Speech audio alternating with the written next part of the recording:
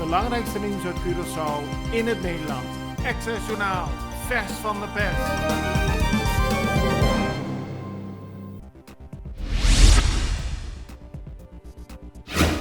In de PNP is afgelopen weekend opnieuw commotie ontstaan over de voordracht van Ramon Chong als mogelijk nieuwe minister van Economische Ontwikkeling. Eerder hadden oud-werknemers van CBA Television al kritiek geleverd, maar daarop liet de partijleiding weten 100% achter de beoogde nieuwe minister te staan. Afgelopen zaterdag echter schreef parlementariër voor de PNP Sheldry Osepa op zijn Facebookpagina dat hij niet stil zal blijven over de situatie rond Chong. Kort daarna haalde Osepa dat bericht alweer van Facebook af, maar veel mensen hadden het gezien. Binnen de partij is er zaterdagavond en zondag veel vergaderd over de situatie, zo schrijft de Extra vandaag. Maar niemand van de partij, ook niet leider Larmonice Sidia, wilde er afgelopen weekend maar iets over zeggen tegen de pers.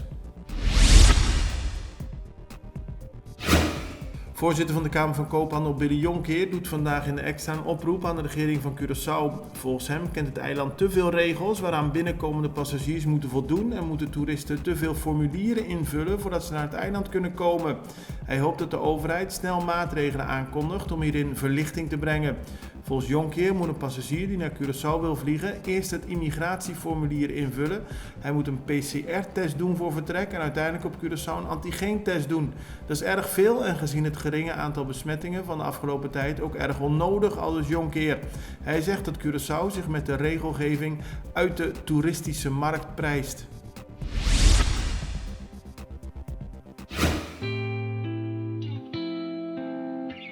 Agua y corriente é essencial para nos vida diário. E pensei Aqualectra ta honrar de por servir e de contribuir no bem-estar duradouro de nossa comunidade. Nós que chamamos danke para cumprir carga sempre conosco. E que outra maneira para mostrar nossa gratitude, oferecendo uma compensação.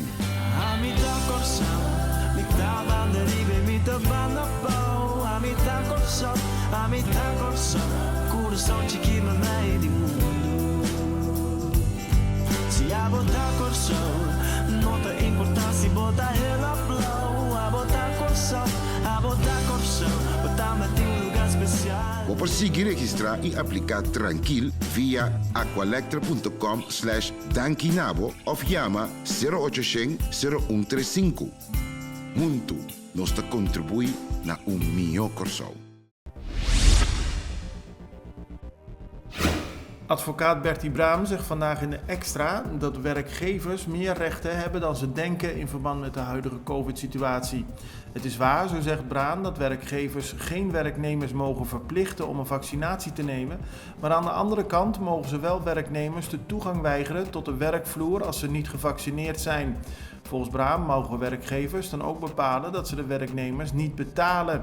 Braam doet zijn uitspraken in een discussie die maatschappelijk wordt gevoerd over de gevolgen van het al dan niet vaccineren bij werknemers.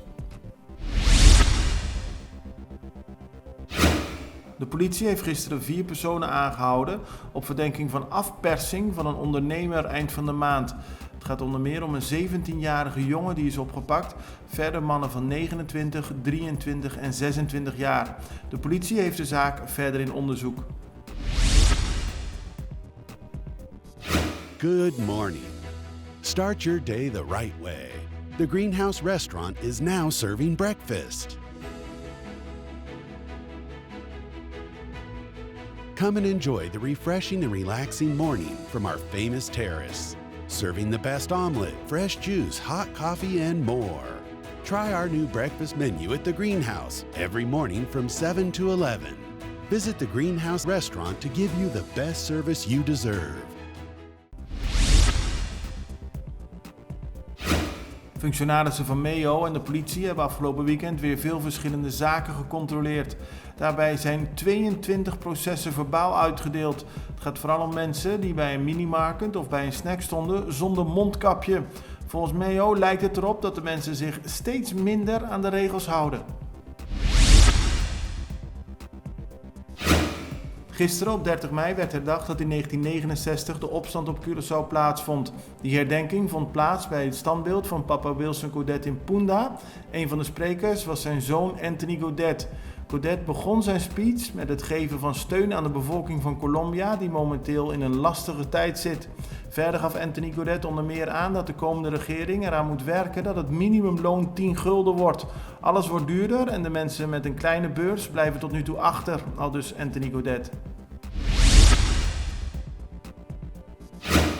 Dit weekend kwam een deel van de Curaçaose voetbalselectie al aan in Guatemala. Daar staat een wedstrijd op de agenda op 5 juni tegen de British Virgin Islands. Vandaag zal de rest van de selectie in Guatemala aankomen en kan er de komende dagen getraind worden voor deze wedstrijd. Het belangrijkste nieuws uit Curaçao in het Nederland. Extra Journaal, vers van de pers.